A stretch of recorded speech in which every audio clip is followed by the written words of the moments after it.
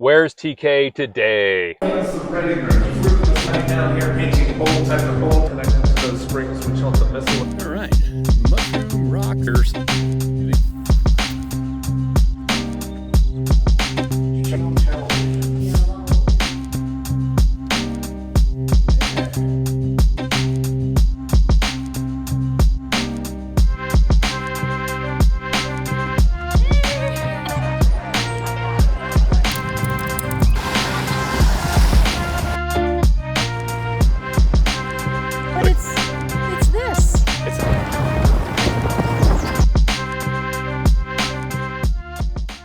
We are in Nebraska, hoping it's not going to rain, right outside of the Bordeaux Wildlife Management Area, which turns out to be just like right here. Yeah, pretty much this is it. We are in the southwest corner of Nebraska.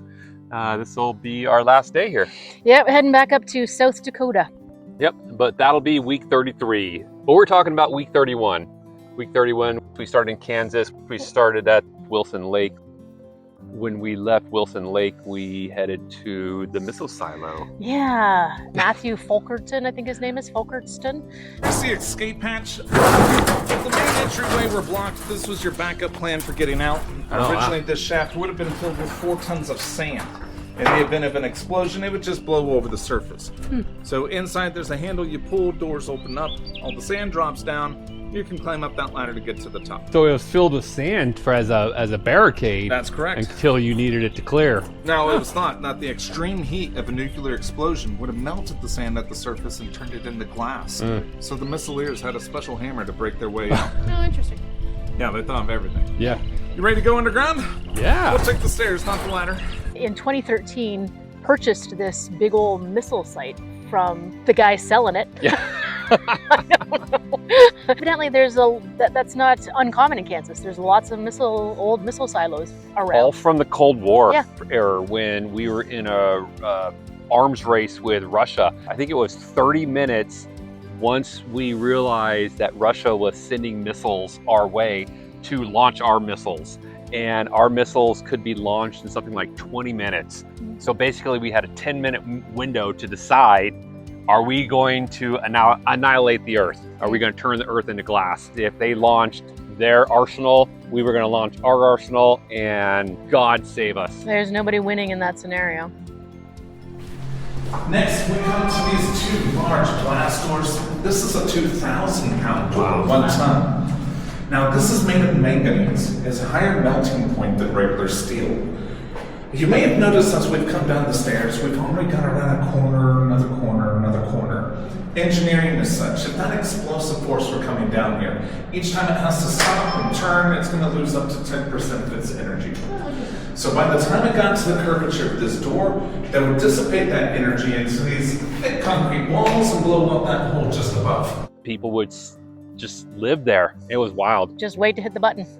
And he was saying that once they were decommissioned, the doors had to be left open so that the satellites from Russia, I guess, could go over and confirm that they were being decommissioned. Yeah, and that they were empty. It was wild.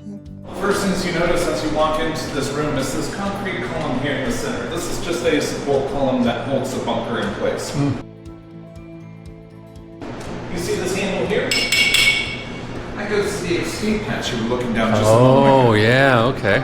So of course that bar wasn't there back then. Sure. Here's the original floor plan. You can see when we've come down the stairs past the glass doors. We're now on the top level known as the ready room.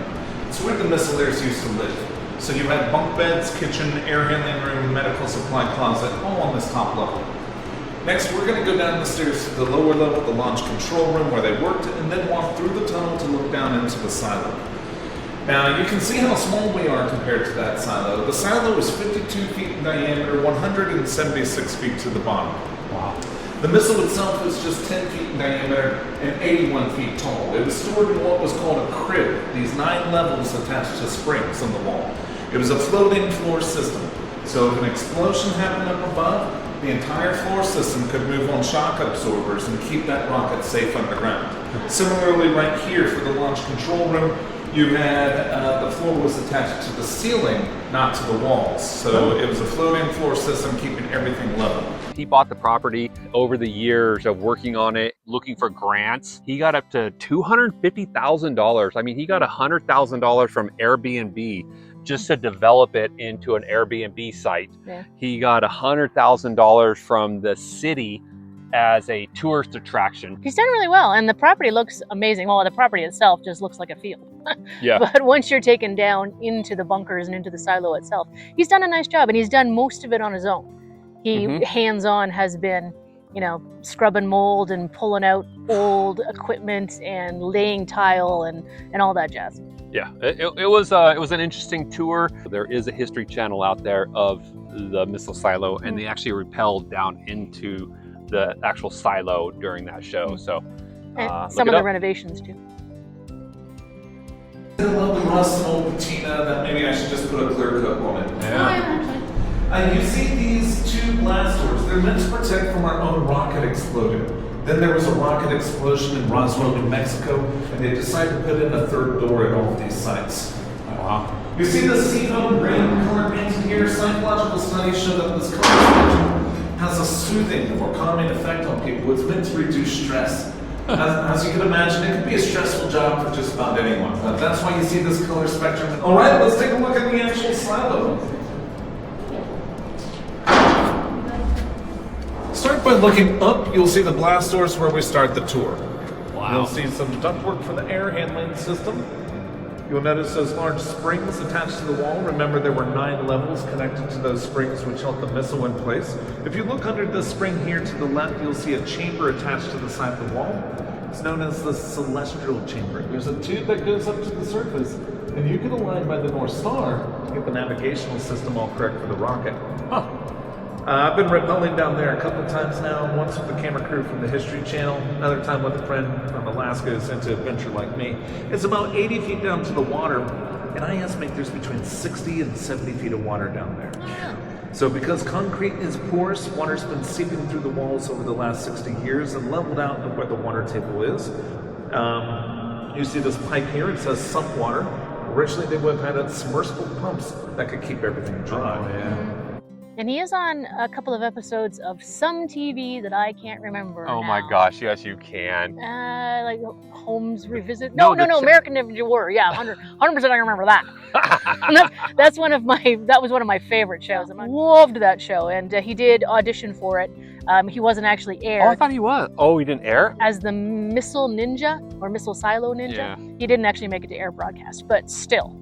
I had to take pictures of us to show some of my girlfriends.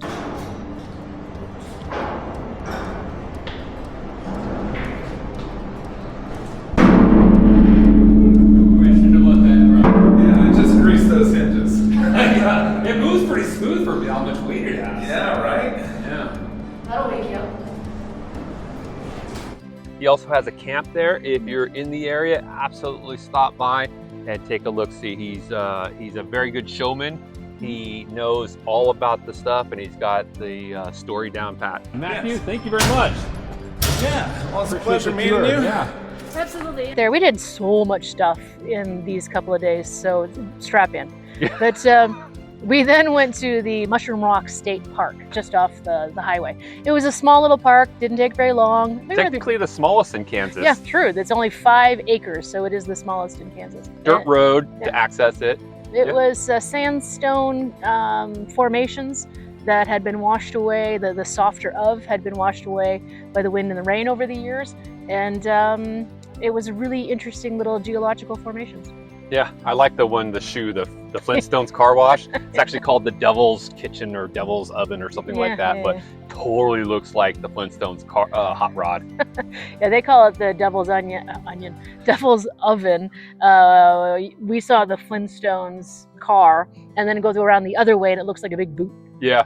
So Yeah. it's a little transformer of a rock. So far, it's quite pretty. Mushroom Rock State Park. Yeah, in Kansas. Out in the plains. That one over there definitely looks like a mushroom. Yeah. But we're going to take this little path, see where this goes. Well, that was Mushroom Rock State Park. That was a cute little stop. Yeah. It's we saw quite a few people come here and leave here. It's what was it? It's been 15 minutes here, 20 minutes? Yeah, something like that. Yeah. So they do have a bathroom. right over there. They didn't have any toilet paper. Yeah. If you're listening, Kansas Department of Parks. Yeah, it was actually fun. A lot more fun than I thought it was going to be. Yeah, it was a little quick pop in and pop out. Yep.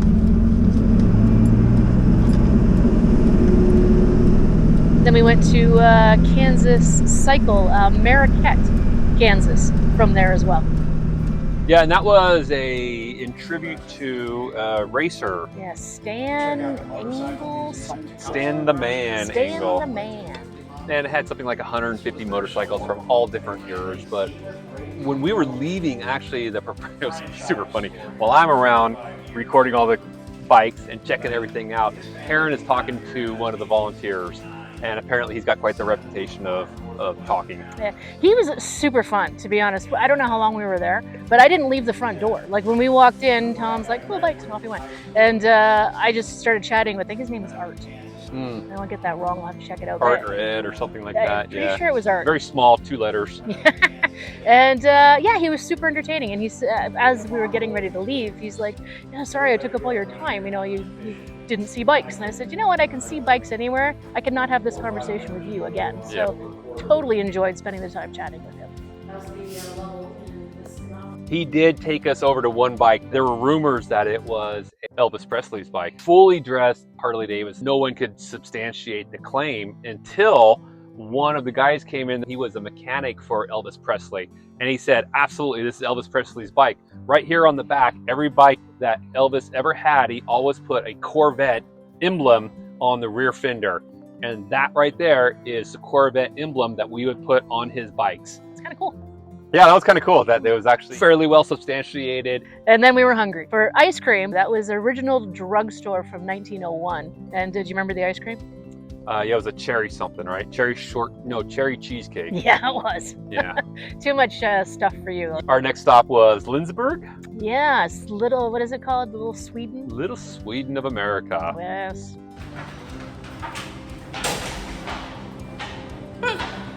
Nice natural light. Decent bathrooms. Established by Swedish people that came to America and built their town. In 1869, I believe, Swedish immigrants.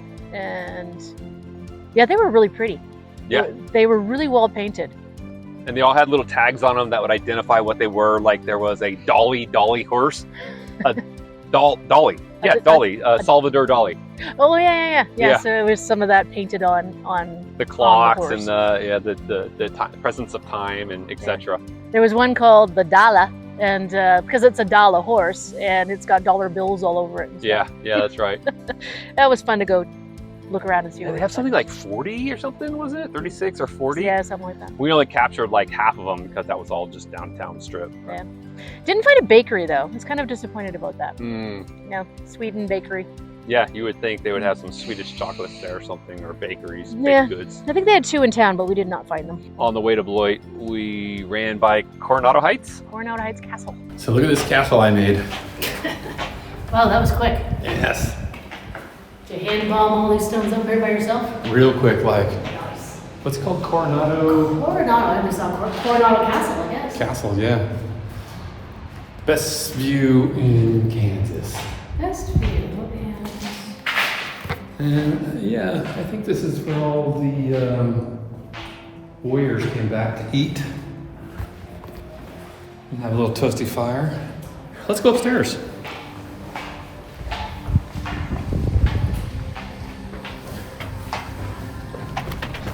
Squeaky damn shoes. Yeah, we'll have to read some history and tell you guys all about it. But those definitely look like old timbers. What the sign say out there? 15 something? 1541 or something like that. Yeah. I don't know if they're that old, but That's nice. let's check out the view. It was a 1930s work project. During the Depression, the federal government would start a lot of these work projects, and it was private property. The work projects wouldn't work on private property, so the guy had to give it to the city. It became government property, and then they were able to build this a lunch spot. And evidently one of the best places to see the sunset, which I don't doubt because it's supposed to also have the best 360 view of Kansas, that area in Kansas. Yeah, it was definitely higher than everything else, and it had a commanding view. That's not saying much. Yeah. But yes, it was very pretty. And then we went to Beloit. Beloit City Park. Spent a lot of time in Beloit. Now, what was that population of that? That was like 3,500 or yeah, something? 3,500 people. Probably the best camping we had. I mean, it was gorgeous. We spent there on Memorial Day weekend. We arrived on a Friday. We participated in all sorts of fun things there. We got in on Friday and then realized that they got all this stuff going on, and one thing of it was a color run the next day. And I'm like, yeah, yes, please. I haven't done a run in forever. And color runs are fun. And honestly, with a town that small, there'd probably be 14 of us. It wasn't far off. Yeah, it was about 50, they said. Yeah, okay. And it was a lot of fun. It was, I went there to see Rob, because I don't run unless something's chasing me. And nothing was chasing me there. Just a good time. Just a good time. But it was quite fun. You did a run through the park, a run through the city, got sprayed multiple times with chalk dust all over the place. Good job. Yeah, it was fun. Yeah. You look chalk all over her chest. I and all did. over her hair. And I looked like I had beaten to a pulp because it all kind of seeped through and was on the side of my neck. Yeah, I didn't do this. That's all her. That's the story that we're going with. Yeah. Yes. After the color run, they had the parade downtown. And there was a lot of candy, and we had a perfect spot. They were throwing out candy. We were going to be great. We were in the right spot until a bunch of these rugrats showed up. Kids ruin everything. Oh my gosh. I got one piece of candy that entire time. Those kids were there with like grocery bags. Yeah, they were ready. They knew the scheme. They knew the story. I tell you, if you're in that town and you've ever been to that parade and you get in it and like you are the person in the parade and you don't have mountains of candy to throw for the kids, then you are a horrible human being. Yeah. So after the parade, Then the luncheon was a city lunch and auction. Saturday in the park that we were at. Okay. We thought, what the hell, let's walk over to it. yeah, they're in our backyard now. You're in our hood. So Karen and I just went to the Beloit Memorial Day festivals. Karen did the run this morning. That's right. I think we are now Beloit citizens. Yeah. So we've gone to their parade. We ran in their runs. We bought an area code Beloit, Kansas. It didn't sell, and I was like, oh, I kind of want that. I mean, that'd be cool in our house to have this, just as a memory of our travels and stuff. This little Beloit is very incredible. $5. Yeah, $5. Yeah. So we'll probably just ship that back to the house. Yes, the pies did well. There were some pies that went for like $140. Yeah. Pies and cakes. And then they had slices of pie, because I got a cherry slice of pie. That was delicious. Yes, it was very yummy. Yeah, and we got some pulled pork sandwiches, some of the things like that. So we are official residents. That wasn't even our whole day. like that's the color run, the lunch, the auction, the parade. At night, they had a cruise where all the cars ran up and down the strip. Yeah, they did. With Beloit. Yes, Beloit. Beloit. Yes, this is a small town graffiti. This is homecoming, so everybody's enjoying a little cruise tonight. Kind of cool. Got some nice people already. Yeah, very informal graffiti night. Yep. Look at the clouds. Beautiful. Super cool. We totally could have. Yeah, I know. We Could have totally taken should have. Yeah. What else did we? What else could we have done? Nothing that day. I think we went to bed. I think that was enough for us today. Yeah, that was a full day.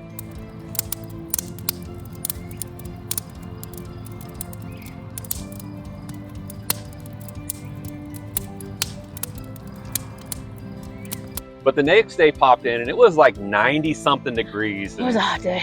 Even with free electricity, you don't want to be locked in the camper. And we had a nice shade tree and ended up going to the water park. Karen and I are going to go swimming. Going for a pool. Tell you, we've done everything in this town now. Yeah, I don't even know what to say about this water park. It's a town of 3,400 people and an amazing water park. Somehow they got it across to drop $8 million on a water park for this town. What did you figure it to be? Like $2,000 a person or something? Yeah, something like $2,000 a person if you divide it with everything. I mean, there was a lot of sponsors and donators and stuff like that, but nevertheless, it was still a pretty heavy haul for the city that small. Yeah.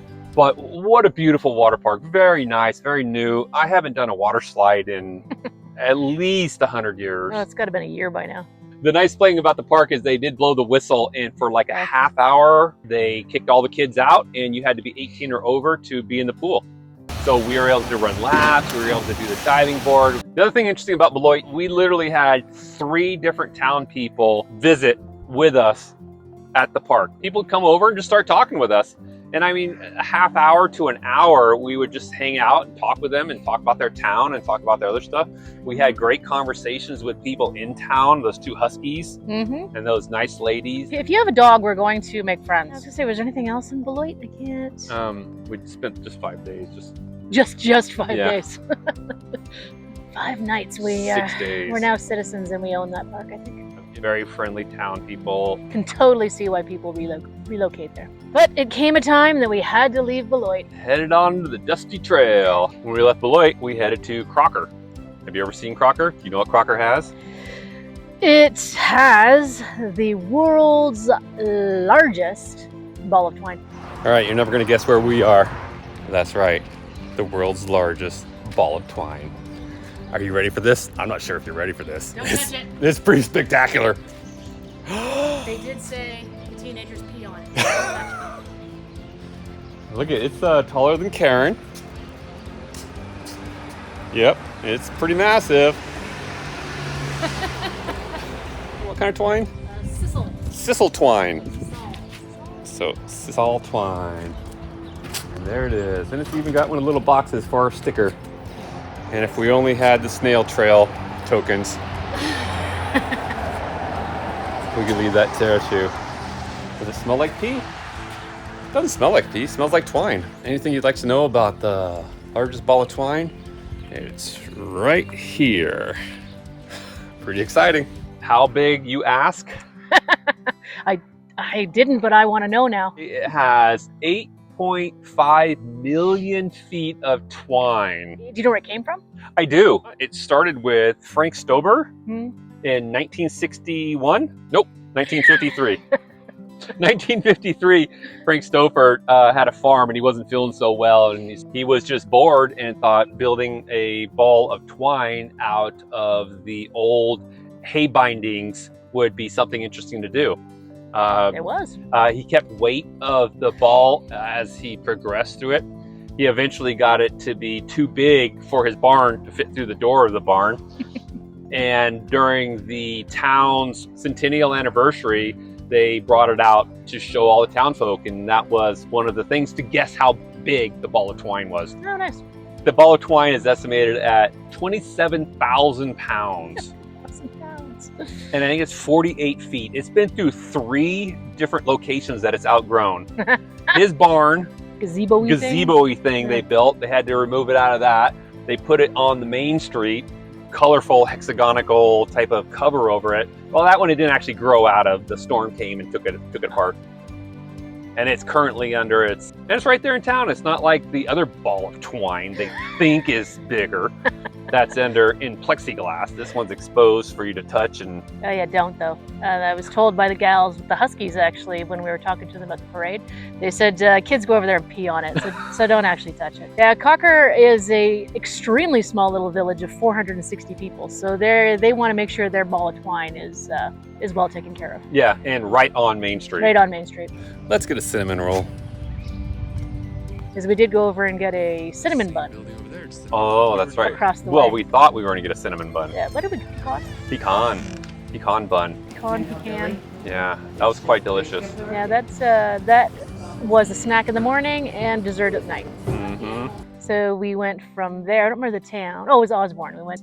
That one we can spend about 12 seconds with. Yes, it was. It's Geodetic, Center of North America, and it was on the way. So it's not like It wasn't on the way. Remember, we had to go way Don't down remember. and all the I don't remember at all. The point is, don't go. Our next stop was the mini Statue of Liberty. All right, here we are.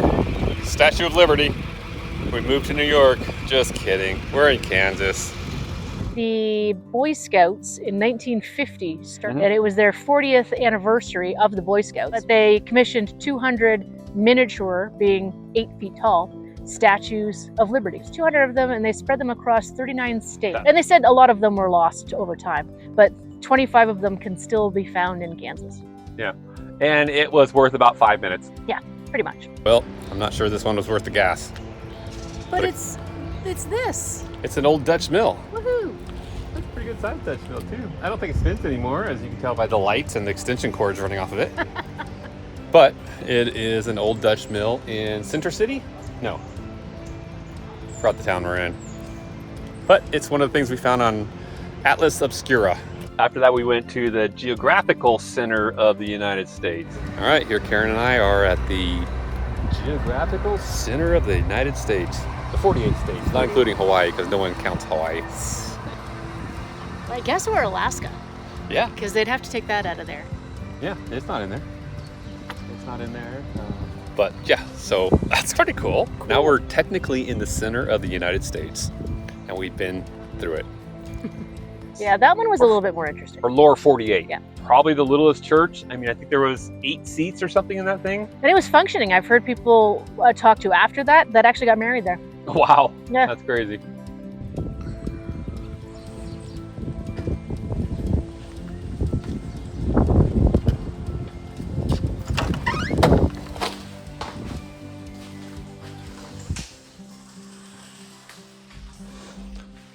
This is a little chapel.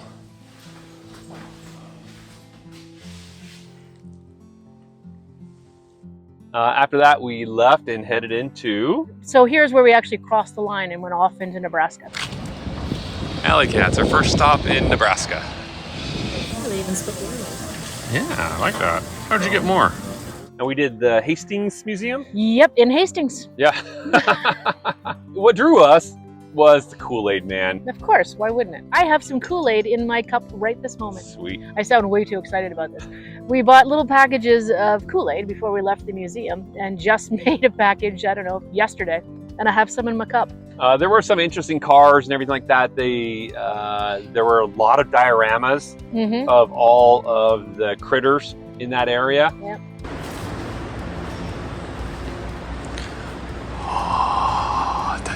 Oh, Kool-Aid. Yes. Even smells like Kool-Aid in here. I wonder if they have samples. Oh, they have a flavor station. I think they do have samples.